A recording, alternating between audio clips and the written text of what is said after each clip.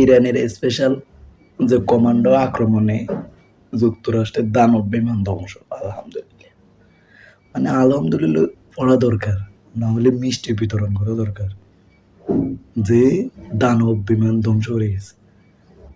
যে তারা আরো নিপাত করা দরকার, তাদের ধ্বংস করে দেওয়া দরকার। ইহুদি খানটি ধ্বংস হয়ে যাওয়ার একমাত্র মাথা উঁচু করে এখনো দাঁড়িয়ে আছে ইরান। তো কোনো প্রকার তারা মাথা নিচু করতে পারতেছে না যুক্তরাষ্ট্রের কাছে।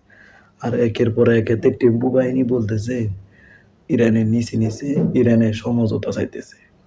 ওরে বারবার টেম্পু বাহিনী দিনে বলে এক কথা, রাতে বলে আরেক কথা, টক শোতে বলে আরেক কথা, মানে তার কথারে কোনো ঠিক নেই। একটা কথা ঠিক মতন বলে না। যে সে যে একের পর এক ধ্বংস হয়ে যায় সে বলে না, সে শুধু বলে যে ইরানে ধ্বংস হইতেছে এর কাছে। এই যে এর এতশো কোটি কোটি টাকার ডলার দানব বিমান ধ্বংস হয়ে গেছে, এখন পর্যন্ত কোনো পোস্ট করেনি তারা যে আমাদের এত বড় বিমান ধ্বংস হয়ে গেছে। আরো পোস্ট করছে ইরানে যে তাদের দানব বিমান ধ্বংস করে দিয়েছে স্পেশাল ফোর্স দিয়ে।